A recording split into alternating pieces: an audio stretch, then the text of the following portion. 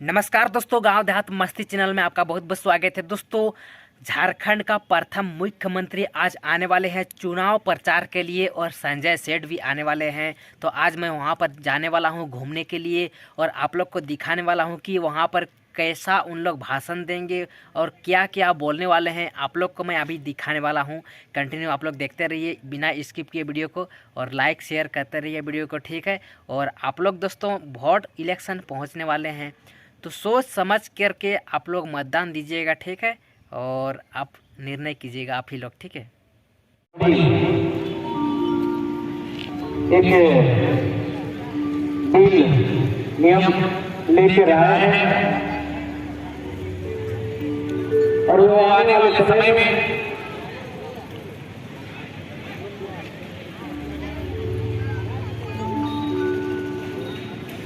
हमारा नेता कैसा हो, बाबूलाल मरांडी जैसा हो, हमारा नेता कैसा हो, बाबूलाल मरांडी जैसा हो। बाबूलाल मरांडी जिंदाबाद, जिंदाबाद जिंदाबाद संजय सेठ जिंदाबाद, जिंदाबाद जिंदाबाद भारत माता की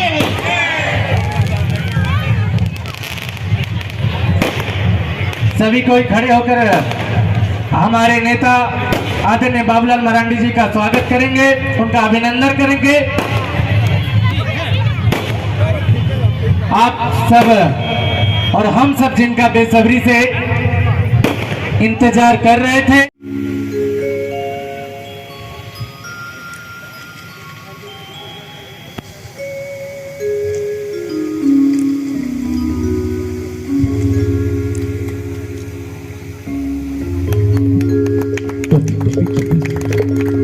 जोरदार ताली के साथ हमारे नेता का स्वागत और अभिनंदन।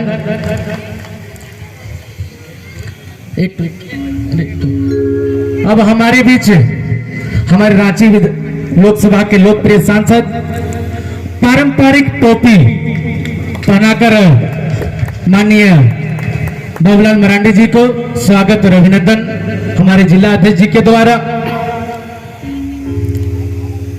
अब इसके बाद हम आग्रह करेंगे हमारे इस क्षेत्र के लोकप्रिय सांसद आदरणीय संजय सेठ जी से, तो भी हमारे आज के मुख्य अतिथि आदरणीय बाबूलाल मरांडी जी को तलवार और टोपी पहनाकर उनका स्वागत और अभिनंदन करेंगे।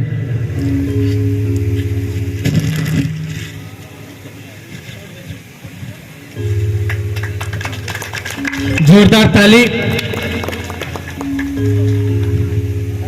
सभी मंडल अध्यक्षगण, सिल्ली विधानसभा क्षेत्र के सभी मंडल अध्यक्षगण, आप लोग सामूहिक रूप से एक बहुत बड़ा पुष्पगुच्छ हमारे नेता के स्वागत के लिए, कार्यकर्ताओं का जोश और प्रेम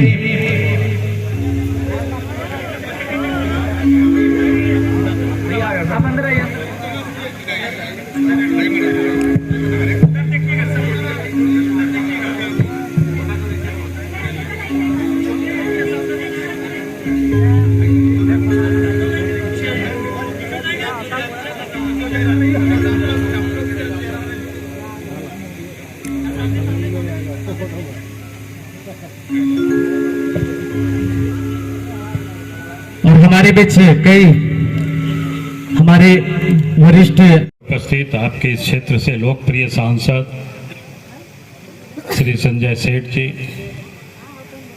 और मंच पर उपस्थित भारतीय जनता पार्टी के पूर्व जिला के अध्यक्ष श्री मनोज वाजपेयी जी और श्री पूर्व जिला अध्यक्ष जैलेंदर बोलते हो कि जलंधर महतो जी, राजाराम महतो जी और जिला के प्रभारी श्री विनोद सिंह जी और मंच पर उपस्थित पार्टी के तमाम नेतागण और इस सभा में उपस्थित बहनों और भाइयों प्रेस के साथियों, आज तो आप सब लोगों के बीच में संकल्प यात्रा में हम आए हैं और संकल्प यात्रा का समझिए एक प्रकार से आखिरी पड़ाव है।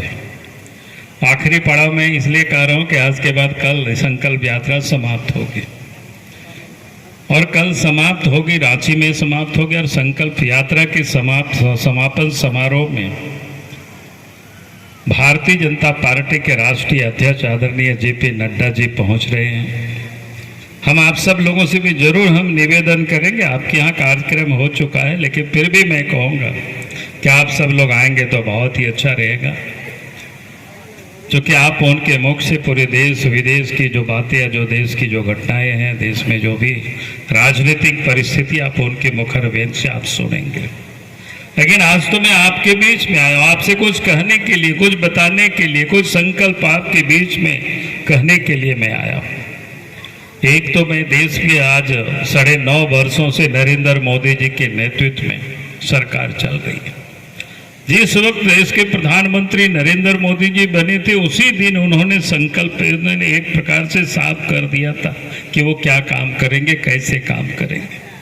नरेंद्र मोदी जी प्रधानमंत्री बनने ही उन्होंने कहा था कि भाई हमारी सरकार गांवों को, गरीबों को, किसानों के लिए, मजदूरों के लिए, माँ बहनों के लिए समर्पित रहेंगे।